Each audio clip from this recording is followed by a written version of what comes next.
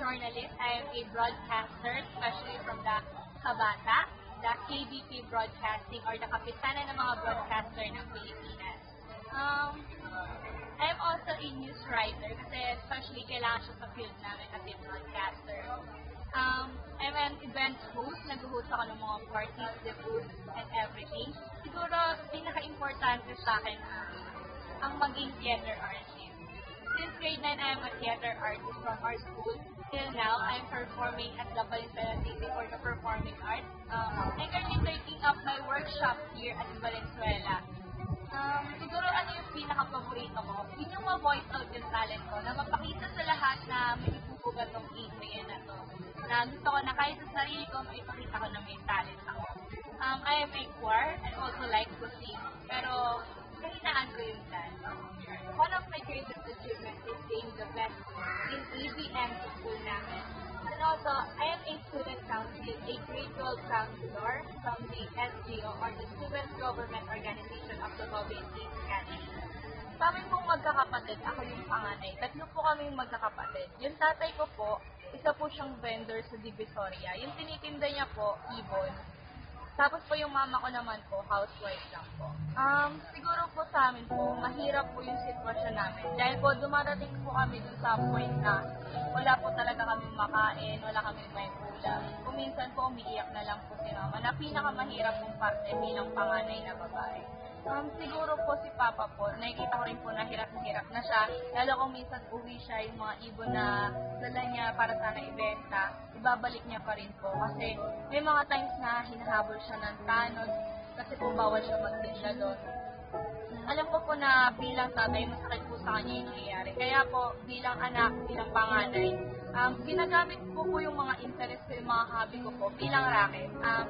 Dito po ako kumukuha ng income para po at least sa sarili ko po makatulong ako. Yung hindi ko mabibigay ng tatay ko, maitutulong ko po sa sarili ko. Kung minsan po maabot ako yung mama ko. Siguro po yung pinakamalaking struggles ko sa buhay, yung nagpalipat-lipat lang po kami ng bayan, kailangan ibenta yung mga lupa namin. Kasi po marami kaming mga utang na hindi ko nababayaran. Lalo na po nung matayo dito ko na sinangla na po pati mismo bahay namin. Siguro po ngayon nakapagpatayo kami ng maliit na bahay na sakto na lang po sa amin. Another thing po na struggle sa buhay namin, yung mawalay po kami dun sa mama namin. Alam namin na anytime po aalis siya, na mahirap po talagang walang nanay sa tabi kasi walang mag-aalaga sa'yo, lalo na babae ka. Kung minsan kailangan mo ng care ng nanay, minsan po darating na lang po sa point na tatanungin mo, bakit kailangan mo pa umalis, yung mga ganun pong bagay. Motivation ko po sa buhay, ito po yung pamilya ko.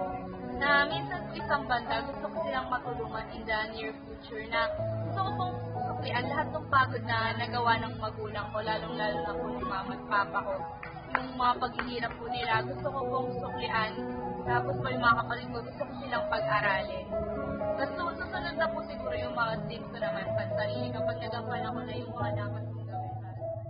Pangarap ko po maging isang certified public accountant. Pero po talaga yung gusto ko, maging masto. Pero dahil nga po sa hirap ng buhay, kailangan maging practical. At gusto ko rin po ituloy yung pangarap ng nanay ko at lola ko na maging isang accountant. Tapos po, after po nun, gusto ko po makapag-travel sa ibang bansa. Lalong-lalo na po makapunta po ako ng London. Gusto ko po magkaroon ng mga theater shows doon. Gusto ko po ipakita sa buong mundo kung ano yung talent na meron ako. Kung paano po nakatulong sa akin yung Smart ID Article? In such way po sa mga best deals niya pagdating po sa mga tuition fee. Siguro po, di na po kailangan na maglabas ng ganito kalaking pera yung magulang ko kasi nakapag-save na po ako ng fund dito. Tsaka po, makakapag-manage na po ako ng sarili kong account from those, yung mga sinasalihan ko, yung mga racket ko, nasa-save ko siya dito. Talagang makakatulong siya as working student na rin po siguro. Another thing po kung bakit siya naging beneficial po is nagiging financial literate po tayo. Especially kung mag-inquire ka po sa ibang school, di ba? Bakit ka pa po magpapakahirap? Bakit pa kailangan pumunta ng malayong school para lang mag-inquire? Within the Smart ID article po, within the web, one touch from the cyberspace, madali po tayong makakakita at makakapaghanap ng mga school na gusto nating pasukan in the near future. Also, makikita na rin po natin agad yung mga subsidiary ng mga tuition fees.